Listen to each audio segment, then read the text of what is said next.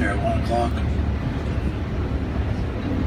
You might get to see that one dive for a fish. Looks like it's hunting. There it goes. 1 o'clock. 4-foot wingspan they have. We have about 40 pairs of ospreys that live here in the park.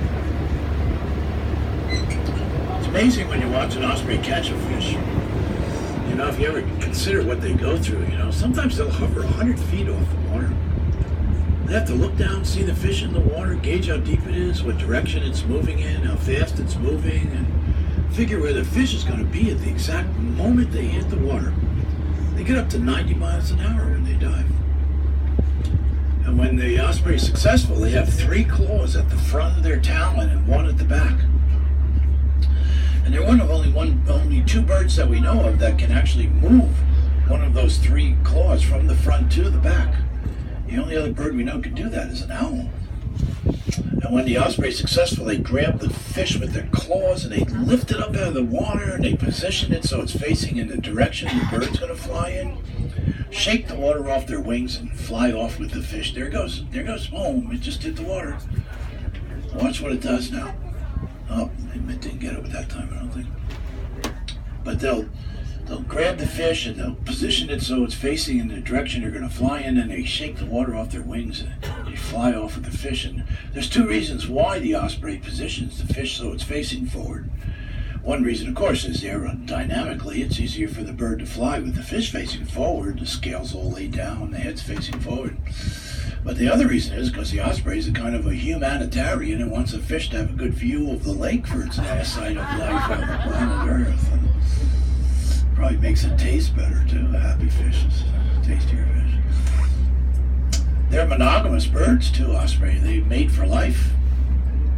Once a pair of ospreys have mated, they establish a nest, and every mating season they'll return to that same nest and they clean it up and add on to it, a bedroom here, bathroom there, and they have their young, and the male goes off to hunt and the female stays behind. She watches over the young.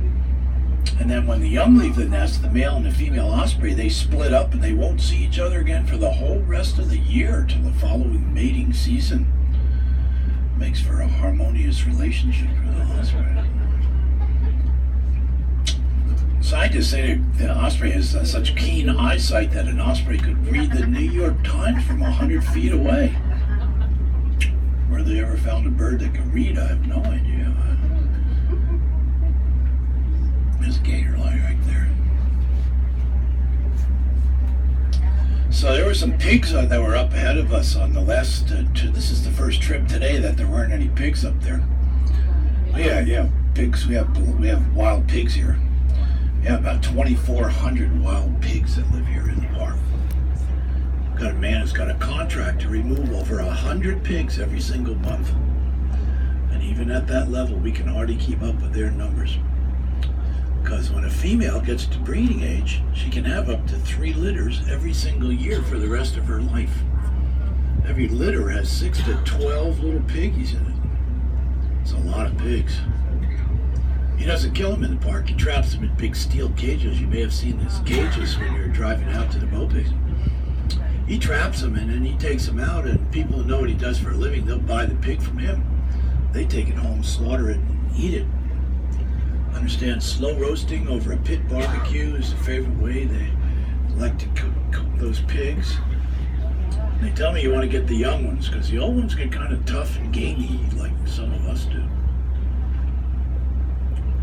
You know how the pigs got here? Who's that guy who, quote, discovered, unquote, Florida? What was his name? DeSoto.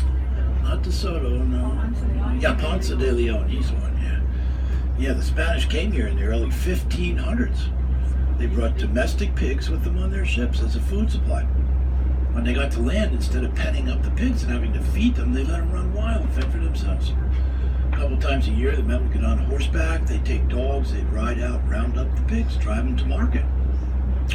Well, some of those little piggies didn't want to go to market, so they escaped those roundups, and that's where we get the pigs from. Well, there are some up ahead of us. Straight out ahead of us at 11:45 up there's some black animals up on the shore. If you have binoculars, you'll be able to see them. 11:45, close to 12 o'clock, straight out ahead of us. Black animals. sow up there with some baby pigs up there. Yeah, Ponce de Leon.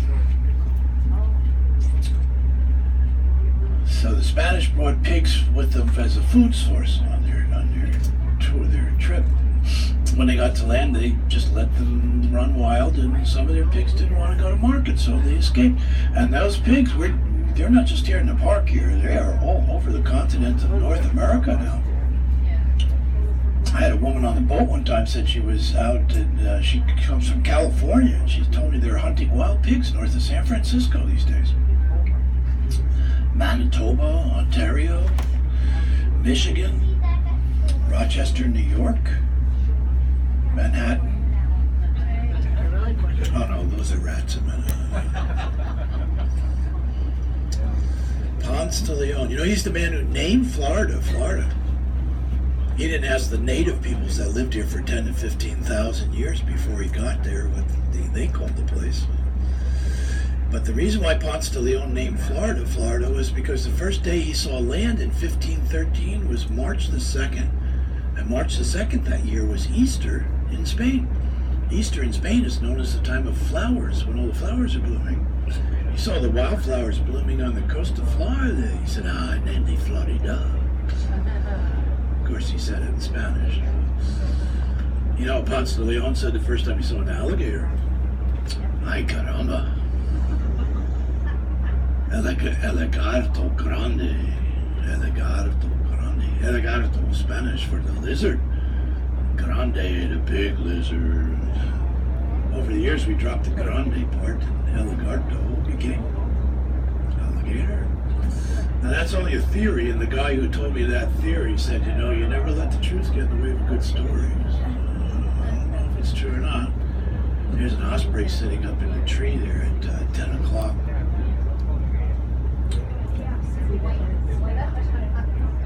There's a crow up at the top of the dead tree. There's an American crow up there. You know, American crows are one of the most intelligent birds in the world. They are so smart that every morning a murder of crows, that's what you call a flock of crows, a murder of crows, they designate one of their own as the lookout for the day. And you know how you often see crows on the road eating roadkill? Well, the lookout's up in a tree, and when it sees a car coming, it starts yelling, "Car, car, car!" So all the rest know there's danger, and they don't get in. They are really smart birds. See the pig up there? 11:30, straight up ahead of us. That black animal up there on the shore, that's a wild pig.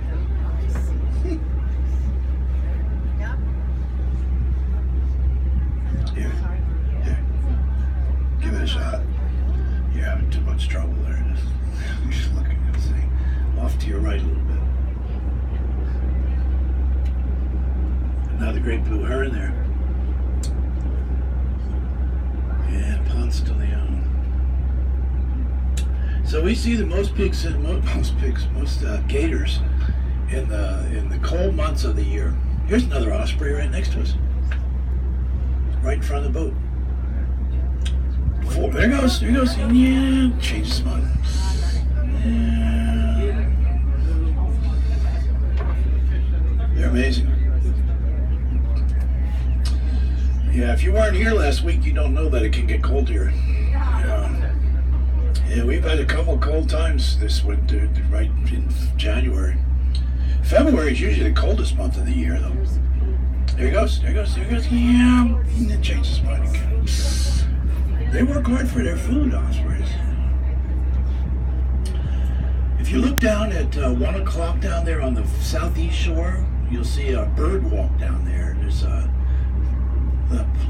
shed roof there, and there's a platform there. It's a raised platform walkway. It goes 350 feet out over the marsh. That's a great place to see birds. Sometimes you find alligators lying right around the bird walk.